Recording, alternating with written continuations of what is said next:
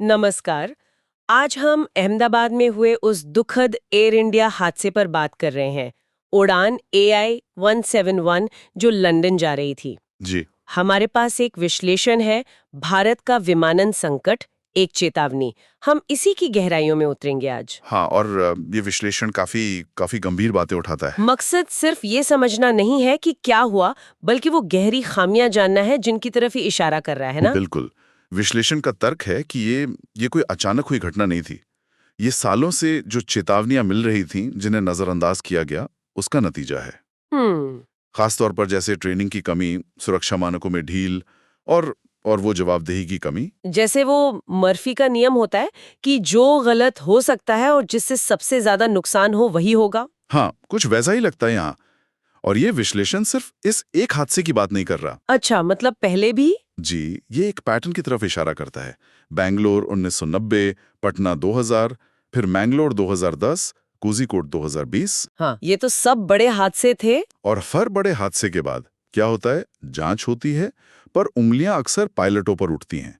कोई व्यवस्थागत सुधार वो नजर नहीं आता। तो ये सिर्फ इत्तेफाक नहीं मान रहा है विश्लेषण। नहीं, बिल्कुल नहीं। ये एक गहरी समस्या बता रहा है।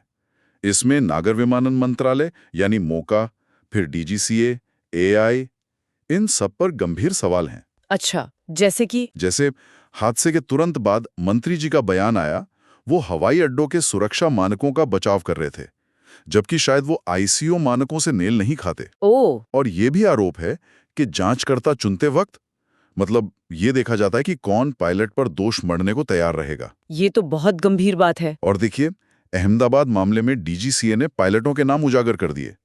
ये ICO नियमों के खिलाफ है।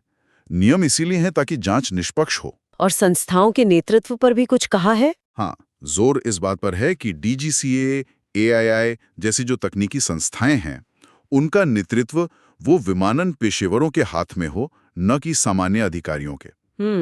मैंगलोर क्रैश के बाद एक PIL का उदाहरण भी दिया है। वो सुप्रीम कोर्ट ने खारिज करके मामला वापस मौका को ही भेज दिया था जांच के लिए। अच्छा, तो ये तो पूरी व्यवस्था पर सवाल उठाता है। जी। पर अब अहमदाबाद हादसे पर आते हैं। इस विश्लेषण के हिसाब से क्या हुआ होगा? सोशल मीडिया पर तो बहुत कुछ चल रहा था। हाँ, विश्लेषण ने कुछ अटकलों को देखा है, जैसे फ्लैप्स की बात थी। हाँ, कि फ्लैप सेट नहीं थे। उसे खारिज किया है, क्योंकि आजकल के जहाजों में चेतावनी सिस्टम होते हैं। और ये कि रनवे के बीच से उड़े, वो भी गलत है। डेटा कहता है पूरा रनवे इस्तेमाल हुआ। तो फिर शक किस पर है? मुख्य संदेह और सबसे बड़ा वो पक्षी टकराव पर हैं। पक्षी? एयरपोर्ट पर। हाँ। विश्लेषण कहता है कि एयरपोर्ट पर लंबी घास थी। शायद मानसून से पहले रखरखाव ठीक से नहीं हुआ। ओ, तो घास से कीड़े, फिर पक्षी। बिल्कुल। कीड़े घास में आते हैं, पक्षी कीड़ों के लिए तो संभव है कि टेक ऑफ के वक्त पक्षी इंजन में चले गए। उससे होता है कंप्रेसर स्टॉल। कंप्रेसर स्टॉल मतलब इंजन के अंदर हवा का फ्लो बिगड़ जाता है।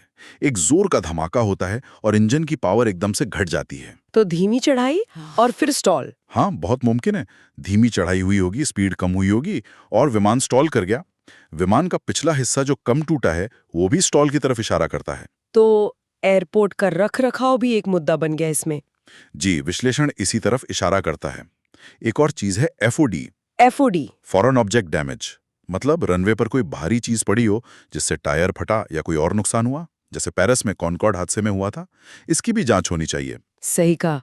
और वो लैंडिंग गियर नीचे क्यों रह गए थे, इस पर क्या कहता है विश्लेषण? ये वाकई एक रहस्य है। एक तो हो सकता है स्टार्टल इफेक्ट। मतलब अचानक इंजन में गड़बड़ी हुई, पायलट चौंक गए और उस हड़बड़ी में शायद गियर ऊपर करना भूल गए। अच्छा। दूसरा, ये शायद ट्रेनिंग फ्लाइट थी। कप्तान जो थे वो लाइन ट्रेनिंग कैप्टन थे। तो हो सकता है कि थ्रस्ट कम होने पर या कंट्रोल बदलते समय ध्यान ना रहा हो। अगर गियर ऊपर होते तो ड्रैग कम होता, शायद चढ़ाई बेहतर हो पाती। तो अब जांच को किन चीजों पर ध्यान देना चाहिए? दो मुख्य बातें हैं।